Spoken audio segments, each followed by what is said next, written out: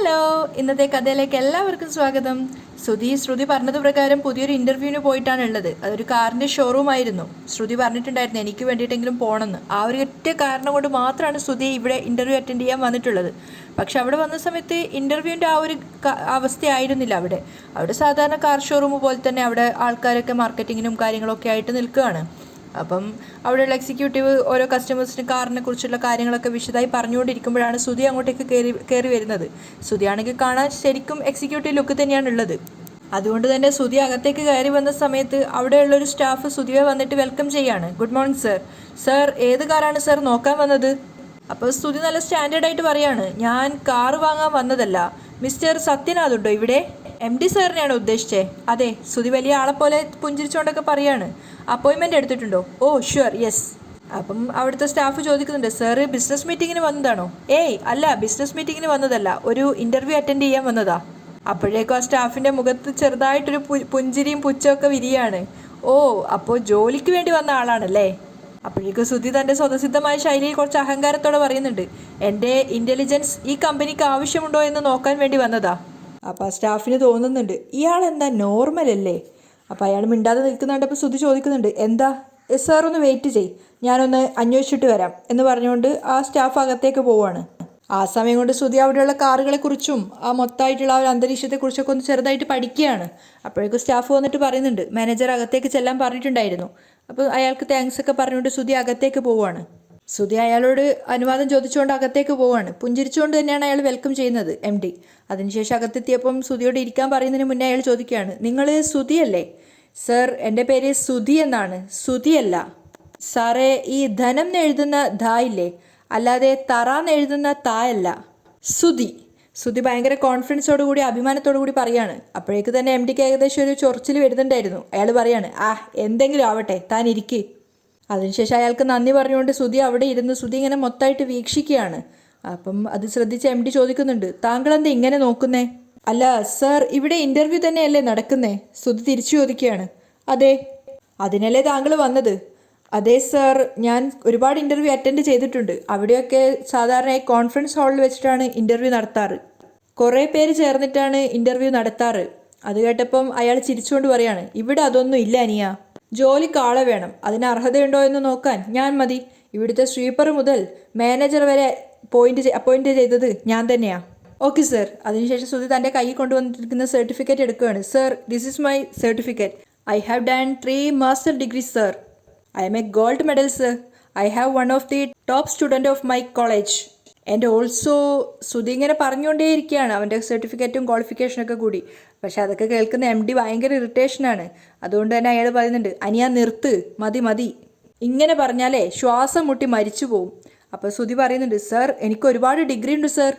സാറിന് വേണമെങ്കിൽ സാറ് തന്നെ നോക്കിക്കോളൂ എന്ന് പറഞ്ഞിട്ട് ആ സർട്ടിഫിക്കറ്റിൻ്റെ ഫയൽ മൊത്തമായിട്ട് അയാൾക്ക് കൊടുക്കുകയാണ്. അയാളത് വാങ്ങിച്ചിട്ട് ചോദിക്കുന്നുണ്ട്, ഇതെന്താ ആൽബോ, നല്ല വെയിറ്റ് ഉണ്ടല്ലോ. ശ്രുതി അഭിമാനത്തോടെ തല ഉയർത്തി പിടിച്ച് നിൽക്കുന്ന സമയത്ത് MD പറയുന്നുണ്ട്, എന്തായാലും പഠനം ഇവിടെ വെച്ച് നിർത്തിയത് വളരെ നന്നായി. ഇനിയും പഠിച്ചിരുന്നെങ്കിലേ തൻ്റെ ജന്മം പാഴായേനെ. ഇവിടെ സെയിൽസ് എക്സിക്യൂട്ടീവിൻ്റെ ജോലിക്ക് ഇത്രയും പഠനത്തിൻ്റെ ആവശ്യമൊന്നുമില്ല. അപ്പം ശ്രുതി പറയാണ്, അതും എനിക്കറിയാം സർ. എൻ്റെ പഠിപ്പിനും ബുദ്ധിക്കും അനുസരിച്ചുള്ള ജോലി തരാൻ ആരെങ്കിലും റെഡിയാവണ്ടേ സർ. ഒരുപാട് ഡിഗ്രി ഉണ്ട്, പക്ഷേ കയ്യിൽ കാശില്ല. പഠിപ്പിനനുസരിച്ചുള്ള പണമല്ല ഇവിടെ ആളുകളുടെ കയ്യിലെത്തുന്നത്. ഉദാഹരണമായി സാറിന് എൻ്റെ അത്ര പഠിപ്പുണ്ടെന്ന് എനിക്ക് തോന്നുന്നില്ല. അതൊക്കെ കേൾക്കുന്ന സമയത്ത് MDക്ക് നല്ല ദേഷ്യം വരുന്നുണ്ടായിരുന്നു. സാറിൻ്റെ ശ്രുതി പറയുമ്പോഴേക്ക് MD തിരിച്ചു പറയാണ്, അതെ, താങ്കളുടെ അത്ര ഡിഗ്രിയൊന്നും എനിക്കില്ല. നന്നായി എഴുതാനും വായിക്കാനും അറിയാം. അപ്പോൾ ശ്രുതി പറയാണ്, അതാണ് സർ ഞാൻ പറഞ്ഞത്, പഠിപ്പിനനുസരിച്ചുള്ള പണമല്ല ആളുകളുടെ കയ്യിൽ എത്തുന്നതെന്ന്. ഡിഗ്രി ഇല്ലാത്ത സാറിൻ്റെ കയ്യിൽ പണമുണ്ട്, അതുകൊണ്ട് സാർ ഇവിടുത്തെ MD ആയി. കുറേ ഡിഗ്രിയുള്ള എൻ്റെ കയ്യിൽ പണമില്ല, അതുകൊണ്ടാണ് ഞാൻ ഈ ജോലി തേടി നടക്കുന്നത്. അത് കേട്ടത് MD പൊട്ടിച്ചിരിക്കുകയാണ്. ശ്രുതി ഇങ്ങനെ വല്ലായ്മയോടെ നോക്കി നിൽക്കുകയാണ് അയാളെ പൊട്ടിച്ചിരിക്കുന്നത് കാണുമ്പോൾ. അപ്പം അയാൾ ചിരിച്ചോട് പറയുന്നുണ്ട്, അനിയ, ഞാൻ പിറന്നത് പണക്കാരനായിട്ടല്ല, ഒരു ദരിദ്ര കുടുംബമായിരുന്നു എൻ്റേത്. അച്ഛനും അമ്മയും നേരത്തെ മരിച്ചു. ഞാൻ ആവശ്യത്തിന് പഠിച്ചു, പിന്നെ ഒരു വർക്ക്ഷോപ്പിൽ ജോലിക്ക് കയറി.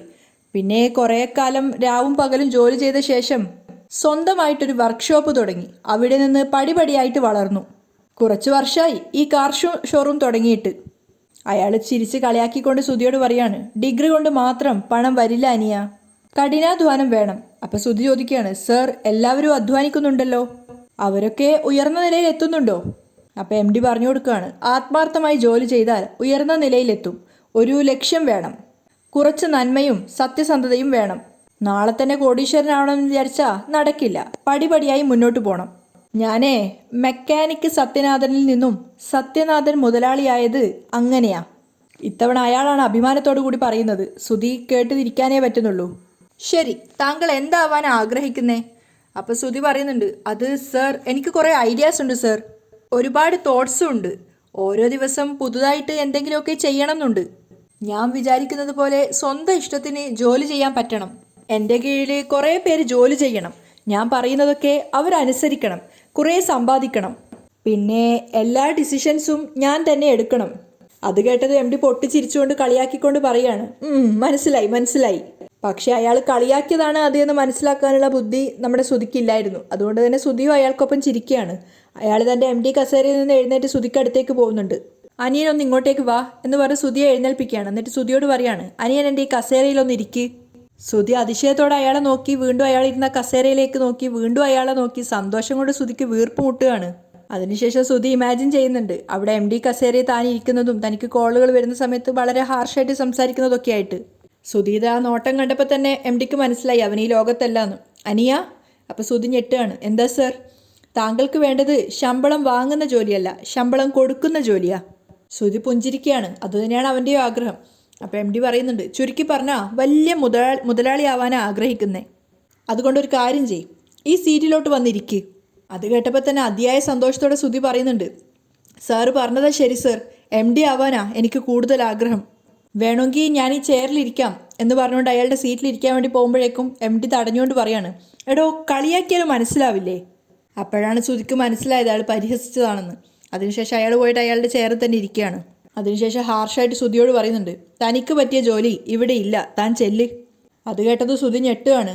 അയ്യോ അങ്ങനെ പറയില്ല സർ, ഈ സെയിൽസ് എക്സിക്യൂട്ടീവിൻ്റെ ജോലി അത് ഞാൻ ചെയ്തോളാം. പക്ഷേ എം ഡി അത് വലിയ മൈൻഡ് വെക്കുന്നൊന്നുമില്ല. അയാൾ വലിയ താല്പര്യമില്ലാത്ത മട്ടിൽ ഫോണൊക്കെ നോക്കുകയാണ്. അപ്പോൾ ശ്രുതി പറയുന്നുണ്ട്, ഇപ്പോൾ കല്യാണം കഴിഞ്ഞതാ, ഒരു ജോലി എനിക്ക് അത്യാവശ്യമാണ്. ശ്രുതി ഇങ്ങനെ പറഞ്ഞുകൊണ്ടേ ഇരിക്കുകയാണ്. എൻ്റെ വൈഫ് റെഫറൻസ് ചെയ്തിട്ടാ ഞാൻ ഈ ഇൻ്റർവ്യൂവിന് വന്നത്, പ്ലീസ് സർ. ശ്രുതി അയാളെ നോക്കുകയാണ്. അയാളും കൂർപ്പിച്ച് ശ്രുതിയെ നോക്കുന്നുണ്ട്. ശ്രുതി പേടിച്ച് തലതാഴ്ത്തി നിൽക്കുകയാണ്. അപ്പോൾ എം ഡി പറയാണ്, താങ്കൾ നന്നായിട്ട് സംസാരിക്കുന്നുണ്ട്. കാറ് സെയിൽ ചെയ്യുന്ന ജോലിക്ക് ഈ സംസാരം അത്യാവശ്യമാണ്. എന്തൊക്കെയോ ഐഡിയാസ് ഉണ്ടെന്നല്ലേ പറഞ്ഞത്? ആ അതെ സർ. ശ്രുതി സന്തോഷത്തോടെ പറയാണ്. ശരി, നമുക്ക് നോക്കാം. താങ്കൾ ജോലിക്ക് ജോയിൻ ചെയ്തോളൂ. ശ്രുതിക്ക് പറഞ്ഞറിയിക്കാൻ പറ്റാത്ത സന്തോഷമായിരുന്നു. Thank you sir, thank you so much. അപ്പോൾ എം ഡി പറയുന്നുണ്ട്, മറ്റു കാര്യങ്ങളൊക്കെ ഓഫീസിൽ നിന്ന് പറയും, താങ്കൾ ചെല്ല്. ശ്രുതി സന്തോഷത്തോടെ താഴേക്ക് പോവുകയാണ്. അപ്പം പെട്ടെന്ന് എം ഡി വിളിച്ചിട്ട് പറയുന്നുണ്ട്, അനിയ? എന്താ സർ? കസ്റ്റമറാണ് എൻ്റെ ദൈവം, അത് മനസ്സിൽ വെച്ചിട്ട് വേണം ജോലി ചെയ്യാൻ. അത് സംബന്ധിച്ചിട്ടാണ് ശ്രുതി താഴേക്ക് ജോലിക്ക് ജോയിൻ ചെയ്യാൻ വേണ്ടി പോകുന്നത്. അതേസമയം സച്ചി വർക്ക്ഷോപ്പിലാണുള്ളത്. കാറ് കൊടുത്തിട്ടുണ്ടായിരുന്ന ആ സ്ഥലത്തെത്തിയിട്ട് അനൂപിനെ വിളിക്കുകയാണ്. അപ്പോൾ അനൂപാണെങ്കിൽ കാറിൻ്റെ അടിയിൽ നിന്ന് ഇറങ്ങിയിട്ടുണ്ട്. അവൻ ചോദിക്കുകയാണ്, കാറിന് എന്താ പ്രശ്നം? നീ എന്താടെ കാർ ഞാൻ ഇന്ന് കൊണ്ടുവന്നല്ലേ ചോദിക്കുന്നത്? കുറേ കാലമായിട്ട് അത് ഇവിടെ തന്നെ കിടക്കുമല്ലേ? നീ ഇപ്പോൾ ഓടിക്കുന്ന കാറിന് എന്താ പ്രശ്നം എന്ന്? അതിന് 100 കൂട്ടം പ്രശ്നങ്ങളാ. അതവിടെ നിൽക്കട്ടെ, എൻ്റെ കാർ എവിടെ കിടക്കുന്നു? ദാ അവിടെ നിൽക്കുന്നു എന്ന് പറഞ്ഞിട്ട് അയാൾ ആ വണ്ടി കാണിച്ചു കൊടുക്കുകയാണ്. പക്ഷേ ആ സമയത്ത് സച്ചിയുടെ ഹൃദയം നുറുങ്ങുന്ന വേദനയായിരുന്നു. തൻ്റെ കാർ ഇവിടെ ഇങ്ങനെ ഒരു അനാഥേനെ പോലെ കിടക്കുന്ന കാണുമ്പോൾ. സച്ചി അങ്ങോട്ടേക്ക് പോകുന്ന സമയത്ത് കാറിൻ്റെ ബോണറ്റൊക്കെ പൊക്കി വെച്ചിട്ടാണുള്ളത്. അതുകൊണ്ട് തന്നെ സച്ചി അങ്ങോട്ട് പോയി പൊടിയൊക്കെ ഊതിയതിന് ശേഷം അനൂപിനോട് ചോദിക്കുന്നുണ്ട്, നീ എന്തിനാ ഇതിങ്ങനെ തുറന്നു വെച്ചിരിക്കുന്നേ? ഇത് തുറന്നു വെച്ച് ഇതിനകത്തൊക്കെ പൊടി കയറില്ലേ? അപ്പോൾ അവൻ തിരിച്ചു ചോദിക്കുകയാണ്, അടച്ചു വെച്ചാൽ പിന്നെ എങ്ങനെ ഇതിനകത്ത് പണിയെടുക്കാൻ പറ്റും? അനൂപേ, ഇത് എപ്പോൾ റെഡിയാവൂടാ? നീ എൻ്റെ അവസ്ഥ കാണുന്നില്ലേ? വാടകയ്ക്ക് കാർ എടുത്തിട്ടാണ് ഞാൻ ഓടിക്കുന്നേ. എടാ അത് മുതലാവുന്നില്ല. എത്ര നാളായി ഇത് നിന്റെ കയ്യിൽ തന്നിട്ട്, ഒന്ന് ശരിയാക്കി താടാ. അപ്പം അനൂപും പറയുന്നുണ്ട്, എടാ ഞാനെന്ത് ചെയ്യാനാ? ഒന്ന് ശരിയാക്കുമ്പോൾ വേറെന്തെങ്കിലും ഫോൾട്ട് വരും. എൻജിൻ ശരിയാക്കുമ്പോൾ AC നന്നാവില്ല. അതിനിപ്പോൾ ഇനി വേറെ സ്പെയർ പാർട്സ് വാങ്ങിക്കണം. അപ്പോൾ സച്ചി വീണ്ടും ഞെട്ടിട്ട് ചോദിക്കുകയാണ്, ഇനി സ്പെയർ പാർട്സ് വാങ്ങിക്കണോ? കഴിഞ്ഞ ആഴ്ചയല്ലേ ബാറ്ററി വാങ്ങിച്ചത്, അന്ന് സ്പെയർ പാർട്സും വാങ്ങിച്ചല്ലോ. അത് വേറെ ഇത് വേറെ. പോലീസുകാർ നല്ല പണി തന്നിട്ടുണ്ട്, അതാ ഇങ്ങനെ. അപ്പോൾ സച്ചി വിഷമത്തോടെ പറയാണ്, ഓരോരോ കാരണങ്ങൾ പറഞ്ഞിങ്ങനെ വൈകിപ്പിക്കല്ലേ, നീ പെട്ടെന്ന് ശരിയാക്കി താടാ, ഒരാഴ്ച കഴിഞ്ഞ് തരാം. അയാൾ പറയാണ്. അപ്പോൾ സച്ചി ചോദിക്കണ്ട, ഇത് തന്നെയല്ലേ നീ കഴിഞ്ഞ ആഴ്ചയും പറഞ്ഞേ? അത് പറഞ്ഞിട്ട് കഴിഞ്ഞ് നന്നാക്കിയപ്പോഴല്ലേ വേറൊരു കുഴപ്പങ്ങൾ കണ്ടെത്തിയത്. നീ എന്തായാലും സ്പെയർ പാർട്സ് വാങ്ങിക്കാനുള്ള കാശിതാ. സച്ചി ചോദിക്കുന്നുണ്ട്, എത്രയാവുന്നു? എന്തായാലും ഒരു 20,000 വേണ്ടി വരും. തൽക്കാലം നീ ഒരു 10,000 താ. സച്ചി തൻ്റെ കയ്യിലിരിക്കുന്ന പൈസ എടുത്തിട്ട് എണ്ണുകയാണ്. ഫിനാൻഷ്യർക്ക് കൊടുക്കാൻ വെച്ച കാശാ, അതിൽ നിന്ന് 10,000 പോയി കിട്ടി. പകുതി കാശ് കൊണ്ടുപോയി കൊടുത്താലേ അയാളുടെ വായിക്കെടുക്കുന്നത് ഞാൻ വാങ്ങിക്കെട്ടേണ്ടി വരും. ഈ കല്യാണം കഴിച്ചാലേ അതോടെ മനുഷ്യന്മാരുടെ താളം തെറ്റും. നീ കല്യാണം കഴിച്ചതാണോ? അപ്പം അനൂപ് പറയുന്നുണ്ട്, ആ കഴിഞ്ഞ മാസമാണ് കഴിച്ചത്. ഓ, അപ്പം നീയും എന്നെ പോലൊരു പാവം. ജീവിതം പഞ്ചറായ ടയർ പോലെ ആവാനേ അധികം നാളൊന്നും വേണ്ടടാ. എന്നാ പിടി എന്ന് പറഞ്ഞ് 10,000 കൊടുത്തിട്ട് ചോദിക്കുന്നുണ്ട്, അടുത്ത ആഴ്ച കാറ് തരുമല്ലോ അല്ലേ? ശ്രമിക്കാന്നോ? ഇപ്പോഴല്ലേ നീ പറഞ്ഞത് അടുത്ത ആഴ്ച കാറ് തരാമെന്ന്. അടുത്ത ആഴ്ചയെങ്കിലും കാറ് റിപ്പയർ ആക്കി ശരിയാക്കി വെക്കണം. നീ കാറിൻ്റെ പണി നോക്ക്, ബാക്കി കാശ് ഞാൻ അപ്പം തരാം എന്ന് പറഞ്ഞുകൊണ്ട് സച്ചി അവിടുന്ന് പോവുകയാണ്. തിരിഞ്ഞു പോകുമ്പോഴും അവൻ നോക്കിക്കൊണ്ടിരിക്കുന്നത് തൻ്റെ കാറിൻ്റെ ആ ഒരു അവസ്ഥയാണ്. അനാഥനെ പോലെ കിടക്കുന്ന തൻ്റെ കാറ് കാണുന്തോറും സച്ചിക്ക് വിഷമം സഹിക്കാൻ പറ്റുന്നുണ്ടായിരുന്നില്ല. അതേസമയം രേവതിയുടെ വീട്ടിൽ ലക്ഷ്മിക്ക് ഒരു സമാധാനവും ഇല്ല. അവർ പൂവ് കെട്ടിക്കൊണ്ടിരിക്കുകയാണെങ്കിൽ അവരുടെ മനസ്സ് നിറച്ചു രേവതിയുടെ വീട്ടിൽ നടന്ന പ്രശ്നങ്ങളാണ്. അതുകൊണ്ട് തന്നെ ശരത്തിനോട് പറയുന്നുണ്ട്, എടാ മോനെ, നീ രേവതി ഒന്ന് വിളിക്ക്, അവിടെ പ്രശ്നങ്ങൾ എന്തായി കാണും എന്തോ. അപ്പം ശരത്ത് സമാധാനിപ്പിക്കുകയാണ്, എന്തായി കാണാൻ, സച്ചേട്ട തണുത്ത് കാണും, രണ്ടുപേരും ജോളിയായിട്ട് ഇരിക്കുന്നുണ്ടാവും. അപ്പം ലക്ഷ്മിക്ക് ഒരു സമാധാനത്തോടെ തോന്നുകയാണ്. അവൻ്റെ സ്വഭാവം വെച്ച് ചിലപ്പോൾ സാധ്യതയുണ്ട് അല്ലേ മോളെ? അവിടെ നിന്ന് എഴുതുന്ന ദേവുവിനോട് ചോദിക്കുകയാണ്. ഏയ്, ഇത് അത്ര പെട്ടെന്ന് കെട്ടടങ്ങുമെന്ന് എനിക്ക് തോന്നുന്നില്ല. ദേവു പറയുന്ന സമയത്ത് ലക്ഷ്മി പറയുന്നുണ്ട്, കരുനാവ് വളക്കാതെടി. അപ്പോഴേക്കും രേവതി അങ്ങോട്ടേക്ക് വരികയാണ്. രേവതിയെ കണ്ടപ്പോൾ അവർക്കൊക്കെ ഒത്തിരി സന്തോഷമാവുന്നുണ്ട്. മാത്രമല്ല ലക്ഷ്മി പറയുന്നുണ്ട്, നിന്നെക്കുറിച്ച് സംസാരിച്ചുകൊണ്ടിരിക്കുകയായിരുന്നു ഞങ്ങൾ, 100 ആയുസാ നിനക്ക്. അത് കേട്ടപ്പോൾ രേവതി പറയാണ്, ഒന്ന് പോവമ്മേ, 100 ആയുസ് ഉണ്ടായിട്ട് എന്ത് ചെയ്യാനാ? ഇപ്പം തന്നെ മതിയായി, ഇനി എന്തെന്നറിയാതെ ഓടുക. അപ്പം ലക്ഷ്മി ചോദിക്കുകയാണ്, മതിയാവാനോ? നീ എന്താ പ്രായം ചെന്നവർ പറയും പോലെ പറയുന്നേ? നീ ജീവിതം തുടങ്ങിയല്ലേ ഉള്ളൂ. അപ്പോൾ രേവതി പറയുന്നുണ്ട്, നല്ല തുടക്കം, ഞാൻ കൂടുതലൊന്നും പറയുന്നില്ല. അതിനുശേഷം ദേവുവിനോടും ശരത്തിനോടുമായിട്ട് പറയുന്നുണ്ട്, രണ്ടുപേരും നല്ലോണം പഠിക്കുന്നുണ്ടല്ലോ അല്ലേ? പഠിക്കുന്നുണ്ട് ചേച്ചി, പഠിച്ചിട്ട് നല്ല നിലയിലാവണം, എങ്കിലേ വീട്ടിലും നാട്ടിലും ഒക്കെ വിലയുണ്ടാവുള്ളൂ, അല്ലെങ്കിൽ എന്നെ പോലെയാവും. കാണുന്നില്ലേ? രേവതി തൻ്റെ സങ്കടങ്ങളും അമർഷങ്ങളും പറഞ്ഞു തീർക്കുകയാണ്. പാതി കെട്ടിയ പൂമാല പോലെയായി എൻ്റെ ജീവിതം. അത്രയ്ക്ക് സങ്കടം അവളുടെ ഉള്ളിലുണ്ടെന്ന് എല്ലാവർക്കും മനസ്സിലായി. രേവതി വേഗം തന്നെ ഒരു കസേര എടുത്തിട്ടിട്ട് അമ്മയ്ക്കൊപ്പം പൂ കോർക്കാൻ വേണ്ടി ശ്രമിക്കുകയാണ്. അപ്പോൾ ദേവു ചോദിക്കുന്നുണ്ട്, എന്താ ചേച്ചി അവിടെ നിൽക്കാൻ പറ്റുന്നില്ലേ? കുത്തുവാക്കുകൾ സഹിക്കാൻ പറ്റാത്തത് കൊണ്ടാണോ ചേച്ചി ഇങ്ങോട്ടേക്ക് വന്നത്? അപ്പോൾ രേവതി പറയാണ്, ഏയ്, അങ്ങനെ വരുവാണെങ്കിൽ കല്യാണം കഴിഞ്ഞതിൻ്റെ പിറ്റേ ദിവസം തന്നെ ഞാൻ ഇങ്ങോട്ടേക്ക് വരേണ്ടതല്ലേ? എനിക്കിതൊക്കെ ശീലമായില്ലേ ദേവു? ഇപ്പോൾ വഴക്ക് കേട്ടില്ലെങ്കിൽ ഉറക്കം വരില്ല എന്നുള്ള അവസ്ഥയിലായി. അവളവളുടെ സങ്കടങ്ങളാണ് ഇങ്ങനെ പറഞ്ഞുകൊണ്ടിരിക്കുന്നതെന്ന് അവർക്ക് മനസ്സിലാവുന്നുണ്ടായിരുന്നു. അതുമാത്രമല്ല ദേവു ചോദിക്കുന്നുണ്ട്, ഒരു സങ്കടവും ഇല്ലാന്ന് അഭിനയിക്കുമല്ലേ ചേച്ചി? നല്ല വിഷമമുണ്ട് ചേച്ചിക്ക്. അപ്പോൾ രേവതി പറയുന്നുണ്ട്, ഏയ്, എനിക്ക് വിഷമം നിങ്ങളുടെ കാര്യം ഓർത്തിട്ടാ.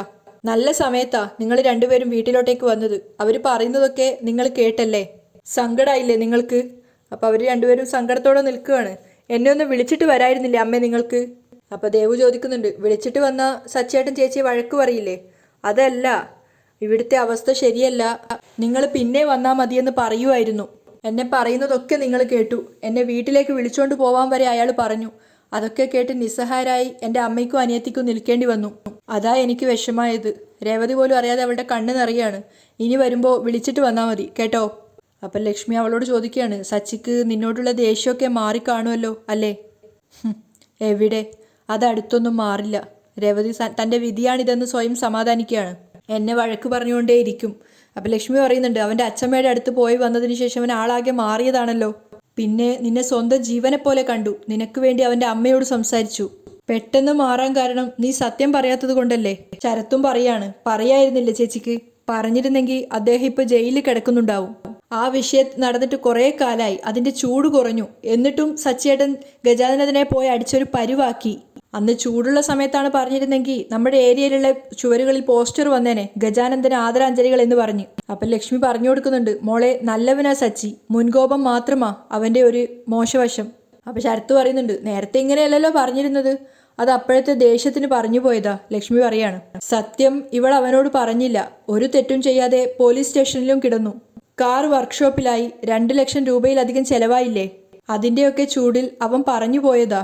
അപ്പം ദേവതി പറയുന്നുണ്ട്, നല്ല ചൂട് തന്നെയാ ഇത്. അദ്ദേഹത്തിന് എൻ്റെ മെക്കിട്ട് കയറേണ്ട ഒരു ആവശ്യവും. ഞാനാണോ ഇതൊക്കെ വരുത്തി വെച്ചത്?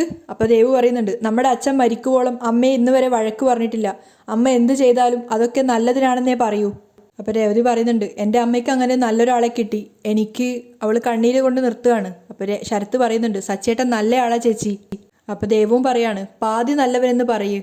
രേവതി പറയുന്നുണ്ട്, ചിലപ്പോൾ തോന്നും നല്ല ആളാണെന്ന്, ചിലപ്പോൾ തോന്നും മോശം ആളാണെന്ന്. അദ്ദേഹം ഏത് ഇനത്തിൽപ്പെട്ട ആളാണെന്ന് എനിക്കിപ്പോഴും മനസ്സിലായിട്ടില്ല.